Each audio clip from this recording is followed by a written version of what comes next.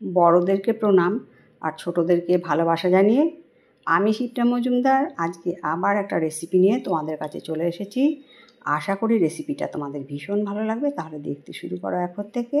আজকে আমি তোমাদেরকে কি দেখাতে চলেছি দেখো বন্ধুরা, আমি এখানে একটা বড় বোল নিয়ে নিয়েছি। তার মধ্যে 50 গ্রাম দই ভালো করে ফেটিয়ে নিয়েছি।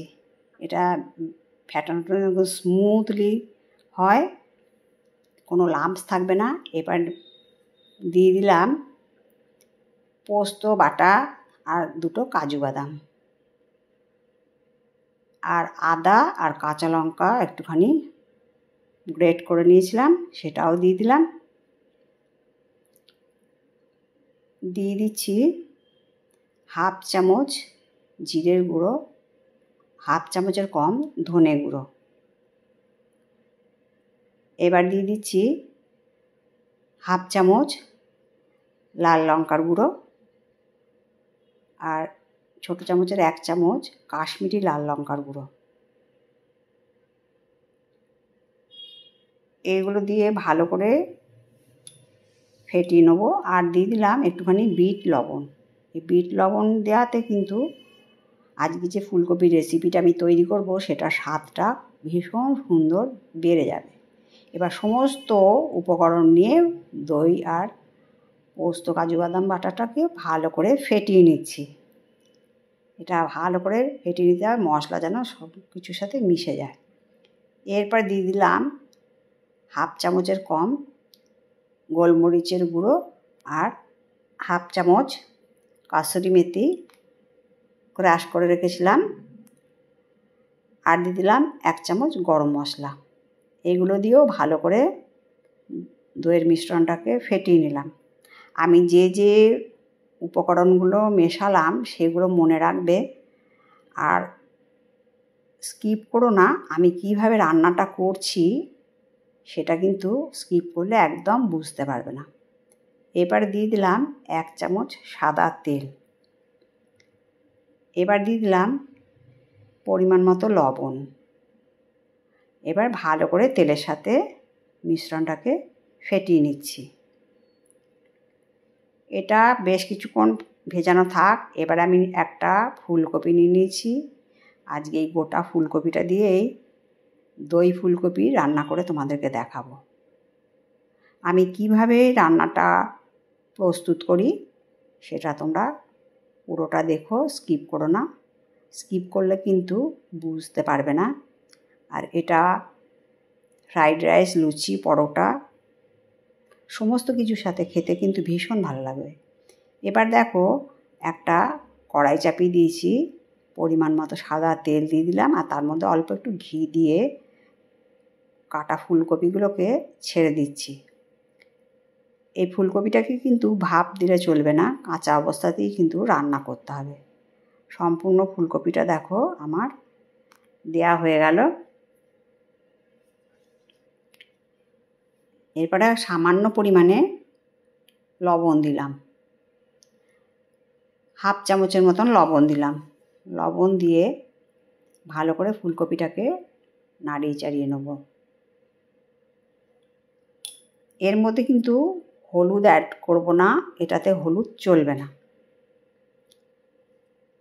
এইভাবে মাঝে মাঝে নাড়িয়ে চাড়িয়ে ফুলকপিটাকে সুন্দর করে ভেজে নিতে হবে। হালকা লাল লাল ভাব হবে সেই সময় পর্যন্ত আমাকে ভেজে নিতে হবে। বেশ নাড়িয়ে চাড়িয়ে অনেকক্ষণ থেকে আমি ফুলকপিটা দেখো ভেজে নিচ্ছি। ওলট পালট করে এইটাকে সুন্দর করে ভেজে নিতে হবে। খুব কড়া ভাজার দরকার নেই। ভাজাটা যখন এরকম পর্যায়ে হয়েছে সেই পর্যন্ত আমি এটাকে ভেজে নিয়েছি, তোমাদেরকে একটু দেখিয়ে দিলাম। এরপরে আমি এটাকে তেল ঝরিয়ে ঝরিয়ে একটা বাটির মধ্যে নামিয়ে নিচ্ছি। বাটিতে নামানো হয়ে গেছে। এবারে যে দই যা ফেটিয়ে রেখেছিলাম সমস্ত মশলা দিয়ে, সেই তার মধ্যে ফুলকপিগুলোকে ঢেলে একদম সুন্দর করে উপর নিচ ওই মিশ্রণটার সাথে মাখিয়ে নিতে হবে, যাতে প্রত্যেকটা ফুলকপির গায়ে মিশ্রণটা লেগে যায়। এবার মিনিট 10 আমি এটাকে ঢাকনা চাপা দিয়ে রেখে দিলাম।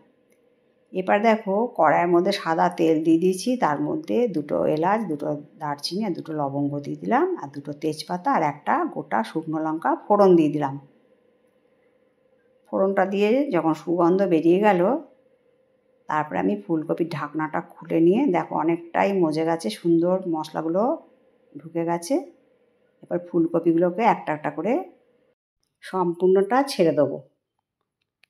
দেখো এইভাবে সম্পূর্ণটা দইয়ের থেকে তুলে তুলে একটু ছেঁকে ছেঁকে ছেড়ে দিতে হবে। তারপরে হালকা করে সুন্দর করে ভেজে নিতে হবে। এই জন্য ওপর নিচ ভেজে নিচ্ছি। এই সময়টা কিন্তু আঁচটা একদম সিম করে রাখবে, তা নাতে কিন্তু দইগুলো পুড়ে যেতে পারে। দেখো অনেকটা জল বেরিয়ে এসছে। এইভাবে সিম আঁচ করে করে কিন্তু ফুলকপিটাকে ভেজে নিতে হবে। যখন অনেকটা ভাজা হয়ে গেল, তারপরে বাটিতে যে দইটা বেঁচেছিল সেইটা আমি দিয়ে দিলাম। এবার দইয়ের সাথেও ভালো করে ওপর নিচ নাড়িয়ে চাড়িয়ে কষিয়ে নিতে হবে, যতক্ষণ না ফুলকপির কাঁচা ভাবটা যায় আর জল ভাবটা চলে যায় আর ওপর থেকে তেল ভাব বেরিয়ে আসে, সেই পর্যন্ত আমাকে ভেজে নিতে হবে। দেখো অনেকটা তেল বেরিয়ে এসছে আর কপিটাও কিন্তু অনেকটা নরম হয়ে গেছে। এরপরে আমি বাটিটাকে ধুয়ে নিয়ে একটুখানি জল দিলাম। এইটাতে কিন্তু বেশি ঝোল হবে না, একটু গ্রেভি ভাব হবে, সেই জন্য খুব অল্প পরিমাণ জল দিয়ে এটাকে রান্না করে নিতে হবে। এবারে মিনিট 5-7-এর জন্য আমি ঢাকনা চাপা দিয়ে রাখলাম। ঢাকনা চাপা খুলে ওর মধ্যে সামান্য একটুখানি চিনি অ্যাড করে দিলাম, স্বাদটাকে সুন্দর করে ব্যালেন্স করার জন্য। যেহেতু টক দেওয়া আছে, দইয়ের টকটাকে ব্যালেন্স করার জন্য একটুখানি চিনি দিলে খুব সুন্দর একটা টক মিষ্টি ভাব হবে।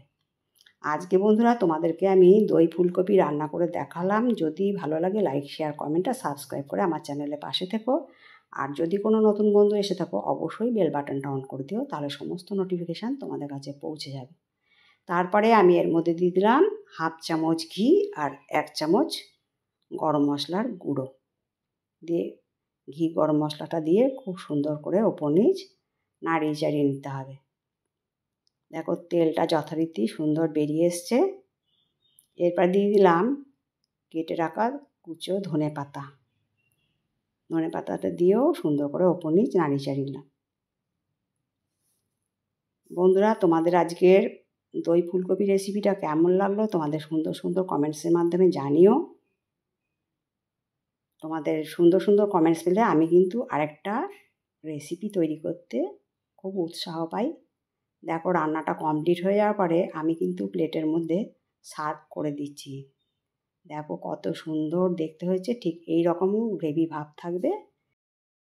এত সুন্দর দই ফুলকপি রান্না করে দিলে বাড়ির প্রতিটি সদস্য কিন্তু চেয়ে চেয়ে খাবে আর বারবার রিকোয়েস্ট করবে এইভাবে তৈরি করে দেওয়ার জন্য। যাই হোক বন্ধুরা, তোমরা আমার প্রাণ ভরা ভালোবাসা নিও। আজকে আমি এই পর্যন্ত রাখি। অন্য কোনো দিন অন্য কোনো রেসিপিতে আবার দেখা হবে, কেমন? টাটা।